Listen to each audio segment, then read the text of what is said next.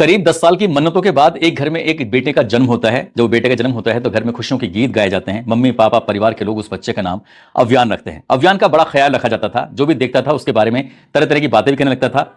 उसको बताया जाता था कि इसका ख्याल कैसे रखना है। एक बार एक बुजुर्ग महिला ने उसको देखकर कहा कि शायद मां का दूध इसके लिए कम पड़ रहा है, इसलिए इसको बाहर का भी दूध पिलाना शुरू कर देना चाहिए। बच्चा लगभग हो जाता है 5 महीने के आसपास का। जब उससे बाहर का दूध पिलाया जा रहा था तो ये सलाह मशवरा साफ साफ दे दिया गया था कि इसको गाय का दूध ही पिलाना, और जब भी गाय का दूध पिलाओ तो वो इसके हिसाब से गाढ़ा हो सकता है, थोड़ा सा पानी जरूर मिला देना। तो मां ने वही बात सुनी और मां ने बिल्कुल वैसा ही करना शुरू कर दिया। बाहर का दूध मंगा लिया करती थी, उसके बाद उसमें थोड़ा सा पानी मिलाया और पानी मिलाने के बाद अपने बच्चे को देना शुरू कर दिया। बच्चा भी खुश था, मां भी खुश थी और मां बाप और परिवार के सभी लोग खुश थे, क्योंकि वो बच्चा था ही इतना प्यारा सा। ये तारीख आ जाती है 25 दिसंबर 2025 के आसपास। उस बच्चे की अचानक से तबीयत खराब हो जाती है। उसको कभी उल्टी शुरू हो जाती है तो कभी उसको दस्त लग जाते हैं। बच्चे की तबीयत लगातार बिगड़ती चली जाती है। मां और बाप दोनों इतना परेशान हो जाते हैं, तुरंत ही उससे बच्चों के डॉक्टर के पास लेके जाते हैं और जाकर दिखाते हैं कि साहब देखो, पता नहीं क्या हुआ है, वे 8-10 घंटे पहले से ही इसको उल्टी भी लग गए हैं और दस्त भी लग गए हैं। तब डॉक्टर ने देखा और देखने के बाद कहा ठीक है, मैं कोशिश करता हूं। उसके बाद उससे जो प्राथमिक उपचार था, उसको बच्चे का उपचार होता है और बच्चे को घर भेज दिया है। लेकिन घर बच्चा पहुंचा ही था, अभी 10 या 12 घंटे ही बीते थे कि उसकी फिर से तबीयत खराब हो जाती है। उसको फिर से डॉक्टर के पास लेके जाते हैं, दिखाते हैं, लेकिन वो इस बार जी नहीं पाता। यानी कि 29 दिसंबर 2025 को आखिरकार उस बच्चे की ऐसे में ही मौत हो जाती है, जबकि वो महज 5 महीने के आसपास का होता है। इस मां और बाप को लग रहा था एक सामान्य सी बात थी, शायद कोई ऐसी बड़ी बात नहीं थी। लेकिन जब अखबारों में, सोशल मीडिया के माध्यम से कुछ खबरें छपनी शुरू हो जाती हैं कि उस इलाके में एक के बाद एक लगातार मौत हो रही है और मौत के पीछे की वजह है इस इलाके में दूषित पानी, गंदा पानी। उस पानी को पीने से एक तरह से वो पानी जहर का काम कर रहा था और कई लोगों की मौत हो चुकी है।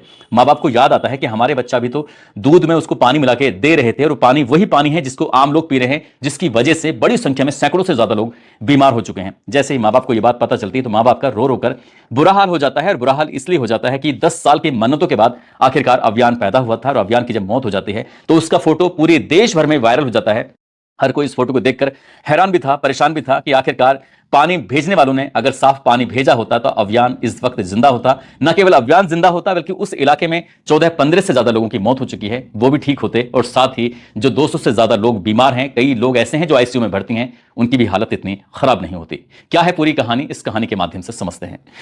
आदाब, नमस्कार, सत श्री अकाल। मैं उस्मान सैफी। आज की जो सच्ची घटना मैं आपको सुनाने जा रहा हूं, ये सच्ची घटना है मध्य प्रदेश के इंदौर शहर की। इंदौर वो शहर है जिसको पूरे देश में सबसे सुंदर स्वच्छ शहरों में उसकी गिनती लगातार 8 साल तक की जाती रही है। उसी का एक इलाका है भागीरथपुर। भागीरथपुर का रहने वाला दिनेश भारती वर्मा, इसने 15 अक्टूबर 2025 को एक शिकायत दर्ज कराई थी कि साहब वार्ड नंबर 11 है और वार्ड नंबर 11 में एक मंदिर है, मंदिर में एक कुआं है और कुएं के अंदर पानी आता है और ऐसा फील होता है, ऐसा लगता है उस पानी को पीने के बाद जैसे बोरवेल का पानी और नाले का पानी आपस में मिक्स हो गया है, वही पानी इस कुएं में आ गया है।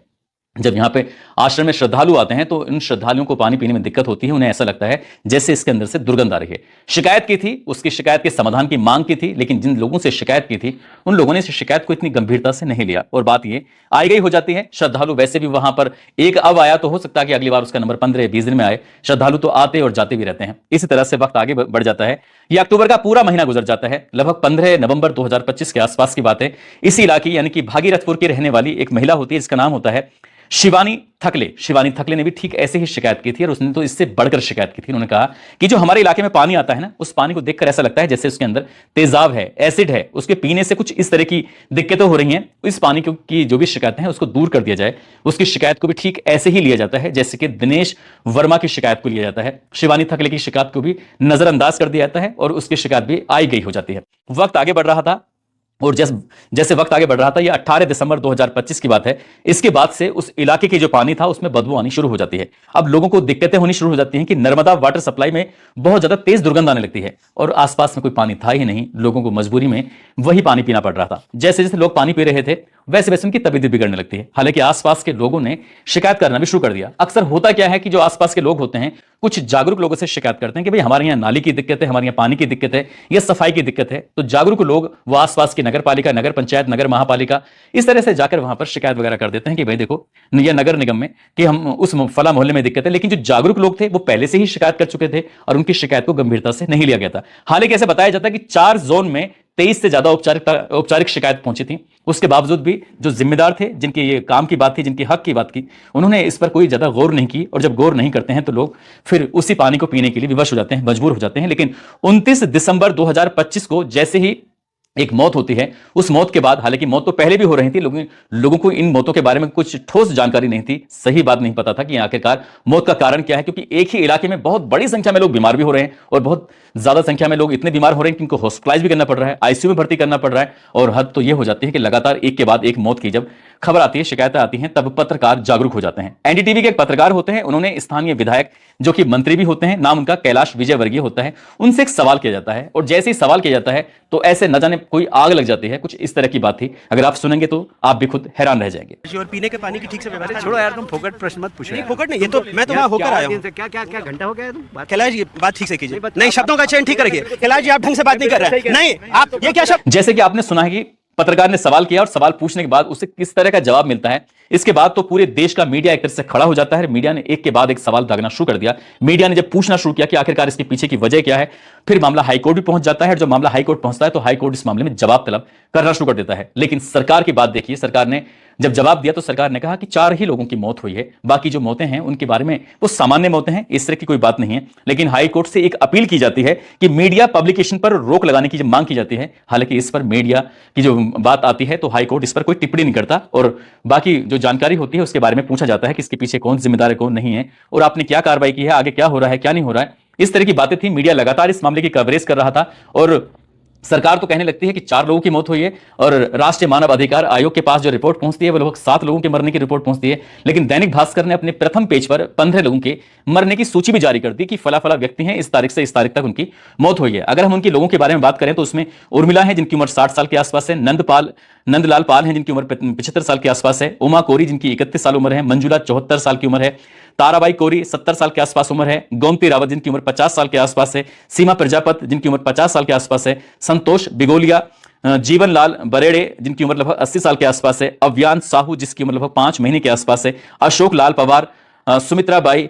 शंकर भाया जिनकी उम्र लगभग 70 साल के आसपास है, अरविंद लिखर और गीता बाई। इस तरह के जब सबके नाम उनके फोटो सहित जब प्रकाशित किया जाता है तब जाकर मीडिया में और मामला हाईलाइट हो जाता है। उसके बाद फिर एक रिपोर्ट भी दी जाती है कि न केवल ये मरने वालों के आंकड़े थे बल्कि हॉस्पिटल में 201 लगभग मरीज हैं जो भर्ती हैं और उनमें लगभग 16 बच्चे हैं और साथ ही लगभग 32 ऐसे हैं जो आईसीयू के अंदर भर्ती हैं, कि वो जिंदगी और मौत की जंग लड़ रहे हैं। डॉक्टर उनके पास कितना उनका इलाज कर पाते हैं, वो कितना बच पाते हैं, नहीं बच पाते हैं, इसके बारे में कुछ नहीं कह सकते। साथ ही अब इसमें जांच शुरू हो जाती है। जो आसपास का इलाका था भागीरथपुर का, वहां पे कैंप भी लगाया जा रहा था, वहां सर्वे भी किया जा रहा था, जांच भी की जा रही थी कि कितने लोग बीमार हैं, क्या है। तो 8,571 लोगों की जांच होती है और सर्वे में यह पता चलता है कि 2,456 के आसपास मरीज पाए जाते हैं और उनका प्राथमिक उपचार भी किया जाता है, उनको दवा भी दी जाती है और फिर यह संदेश दिया जाता है कि घर में जो पानी आ रहा है उसको उबाल कर ही पीना, बिल्कुल ऐसे मत पीना जैसे क्या पहले सामान्य रूप से आप पानी पी रहे थे। लेकिन जो साधना साहू और सुनील साहू का जो बेटा होता है अव्यान, इसकी मौत ने पूरे देश को झकझोर दिया, पूरे देश को हिला के रख दिया।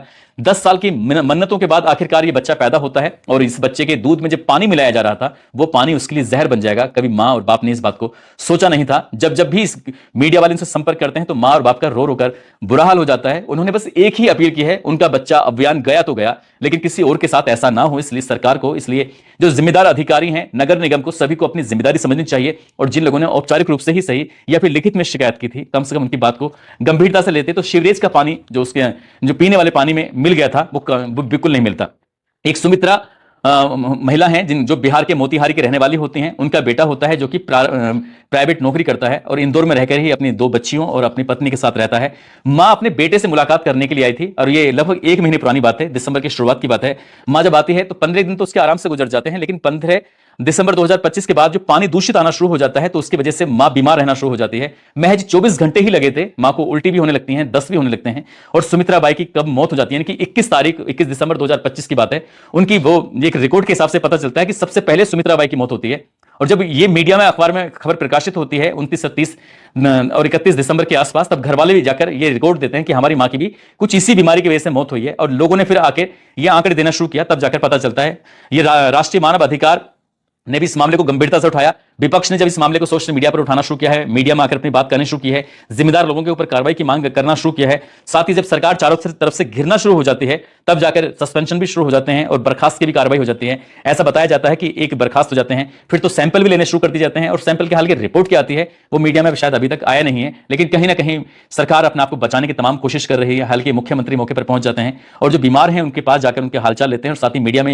यह ऐलान करते हैं कि जो भी इसके लिए जिम्मेदार होंगे उन्हें किसी भी कीमत पर बख्शा नहीं जाएगा, उन्हें किसी भी कीमत पर छोड़ा नहीं जाएगा। लेकिन जो छोटे कर्मचारी होंगे, छोटे लोग होंगे, शायद उन पर तो गाज गिर जाएगी, लेकिन जो बड़ी मछलियां हैं वो शायद तैर के बाहर निकल भी जाएंगी। ऐसा ही होता है अक्सर मामलों में। और साथ ही सरकार ने 2-2 लाख रुपए की घोषणा की है। ऐसा बताया जाता है कि जो मृतक हैं उनके परिवार को 2-2 लाख रुपए और उनका जो उपचार होगा बिल्कुल फ्री होगा।